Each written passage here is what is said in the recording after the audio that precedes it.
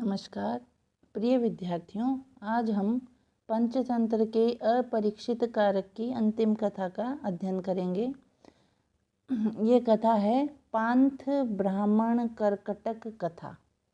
इस कथा में जो सुवर्ण सिद्धि है वह उसको चक्रधर को छोड़कर अब अपने घर जाना चाहता है। तो चक्रधर उससे कहता है कि तुम किसी न किसी को अपने साथ ले लो, कभी भी मार्ग में अकेला नहीं जाना चाहिए। रास्ते में साथी चाहे निर्बल, कायर, डरपोक, चाहे निरर्थक भी हो तो भी काम ही आता है। देखो, केकड़े ने अपने साथी ब्राह्मण के प्राण बचा दिए थे। तो यहाँ ये संकेत है कहानी का। आगे जब सुवर्ण सिद्धि उससे पूछता है कि कैसे वह कथा है, और ये अंतिम भी है, इसी के साथ हमारा यह जो अंश है लगा हुआ पंचतंत्र का अपरीक्षित कारक, यह भी समाप्त हो जाएगा।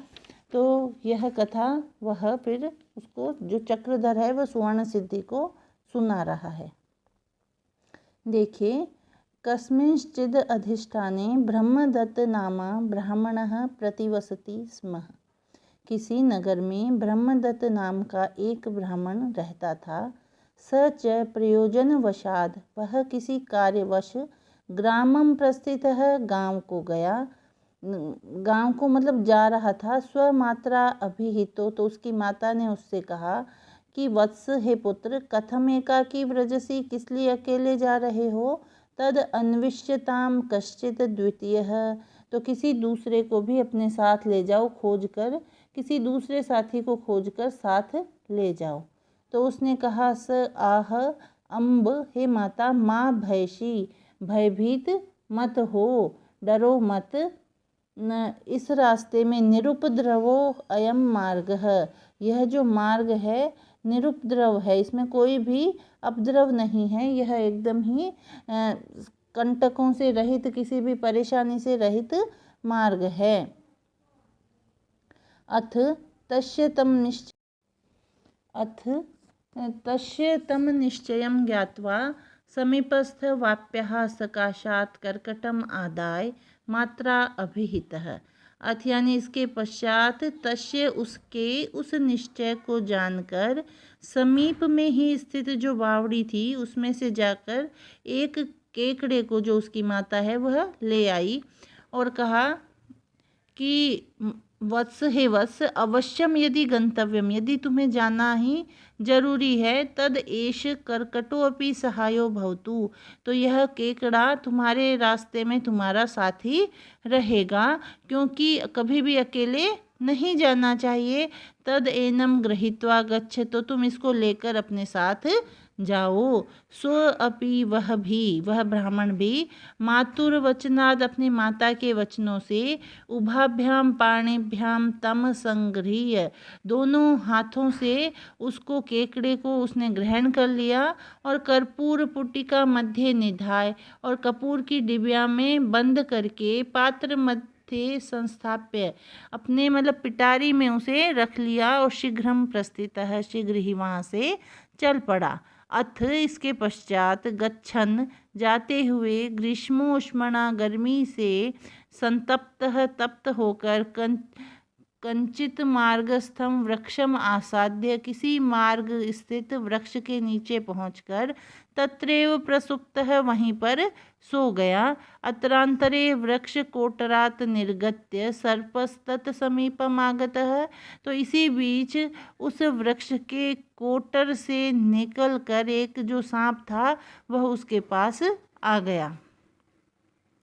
स च कर्पूर सुगंध सहज प्रियत्वात् तम परित्यज्य वस्त्रम विदार्य अभ्यंतरगताम कर्पूर पुटिकाम अतिलौल्याद भक्षयेत। अब वह कह रहे हैं कि वो जो सांप वहाँ से आया, तो उस सांप को जो कर्पूर सुगंध सहज प्रियत्वात्, उसको जो कपूर की सुगंध है स्वभाव से ही प्यारी होती है, इसलिए वह वस्त्रम विदार्य, वस्त्र को फाड़ करके, अभ्यंतर गताम, तो जो अंदर उसकी कपूर की डिबिया रखी हुई थी उसको उसने अति लोल्याद, अत्यधिक लालच से उसको खाया। तो कपूर की डिबिया को ही वह सुगंध के लोभ से खाने लगा। तो जहाँ वहाँ क्या था, कपूर की उस डिबिया में उसमें केंकड़ा था। तो सह अपि वह भी कर्कटः तत्रैव स्थितः सन सर्प प्राणान अपाहरत, तो वह जो केंकड़ा था वह भी वहीं पर स्थित था और उसने उस सांप के प्राणों का हरण कर लिया। तो डिबिया में केकड़ा बैठा था, उसने डिबिया से बाहर निकलकर उस सांप को मार डाला। ब्राह्मणों अपि यावत प्रबुद्धः, जब ब्राह्मण जगा तो उसने क्या देखा कि समीपे मृतः कृष्ण सर्पो निज पार्श्वे कर्पूर पुटिका उपरि स्थितस्तिष्ठति, कि उसके किनारे उसके बगल में ही कपूर की उस डिबिया के ऊपर मरा हुआ काला सांप पड़ा हुआ है। तम दृष्टवा वह चिंतयत, उसे देखकर उसने सोचा कर्कटेन अयम हतः, यह केंकड़े के द्वारा मारा गया है। इति ऐसा। तो प्रसन्नो भूत्वा ब्रवीत च, और वह प्रसन्न होकर बोला भो सत्यम अभिहितम मम मात्रा, मेरी माता ने सत्य ही कहा कि पुरुषेण को अपि सहायः कार्यः, पुरुष को कोई अपना सहायक कर लेना चाहिए। नैकाकिना गंतव्यम, अकेले नहीं जाना चाहिए। यतो मया श्रद्धा पूरित चेतसा तद वचनक अनुष्ठितम, जो मैंने श्रद्धा से पूरित मन के द्वारा उसके वचनों को स्वीकार किया, माना, तेन अहम कर्कटेन सर्प व्यापादनाथ रक्षितः, इस कारण से मैं उसका केकड़े के द्वारा, सांप के द्वारा मारे जाने से बच सका। अथवा साध्वइदम उच्यते, अथवा यह अच्छा ही कहा गया है कि क्षीणः श्रयति शशि रविम रिद्धो वर्धयति पाथसाम नाथम अन्ये विपदी सहाया धनिनाम श्रियम अनुभवंती अन्ये। तो कह रहे हैं विपत्ति में धनी नाम, धनिकों के, मनुष्यों के, सहाया सहायक, अन्य दूसरे होते हैं। श्रियम अनुभवंती अन्य, लेकिन जब वह श्री को, संपत्ति को हासिल कर लेता है तो उसकी उस सुख को, उस धन संपत्ति का उपभोग दूसरे ही लोग करते हैं। तो के विपत्ति के सहायक दूसरे लोग होते हैं, और जब अभ्युदय में उस श्रेय को अनुभव करने वाले, उसका उपभोग करने वाले दूसरे लोग होते हैं। उदाहरण देते हुए कह रहे हैं कि जैसे क्षीणः शशि, जब जो चंद्रमा है क्षीण होता है अमावस्या के समय, तो रविम श्रेयति, सूर्य का सहारा लेता है, उसी राशि पे रहता है जिसमें सूर्य होता है। लेकिन जब उसके पास रिद्धि, संपत्ति आ जाती है, वह पूर्णिमा में जैसे उसने संपत्ति को प्राप्त कर लिया, वृद्धि को प्राप्त कर लिया, तो फिर वह पाथसाम नाथम वर्धयति, जल का जो स्वामी है समुद्र, उसको बढ़ाता है।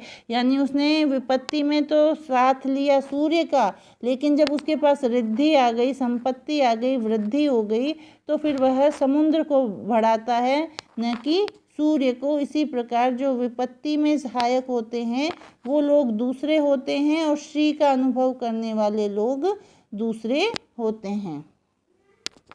मंत्रे तीर्थे द्विजे देवे दैवज्ञे भेषजे गुरौ, यादृशी भावना यस्य सिद्धिर्भवति तादृशी।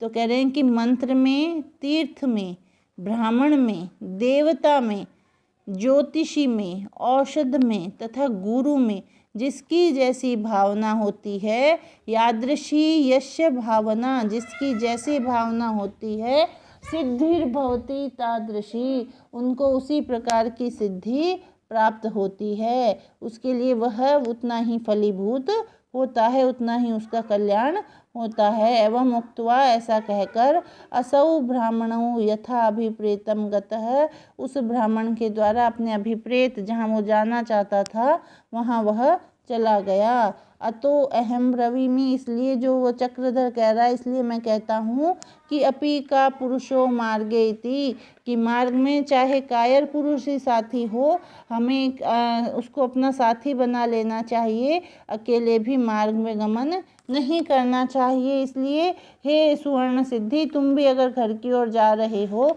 तो तुम भी किसी न किसी को अपने साथ ले लो। तो ऐसा सुनकर सुवर्ण सिद्धि तम अनुज्ञाप्य स्वगृहं प्रति निवृत्तः। तो यह सुनकर सुवर्ण सिद्धि चक्रधर से आज्ञा लेकर उसकी आज्ञा अनुसार किसी को साथ लेकर अपने घर को वापस चला गया। तो यहाँ पर यह विष्णु शर्मा विरचित पंचतंत्र का अपरीक्षित कारक नामक जो 5वां तंत्र है वो यहाँ समाप्त होता है। अब इसी अगले वीडियो में अब हम अगली पुस्तक प्रारंभ करेंगे। तब तक के लिए धन्यवाद।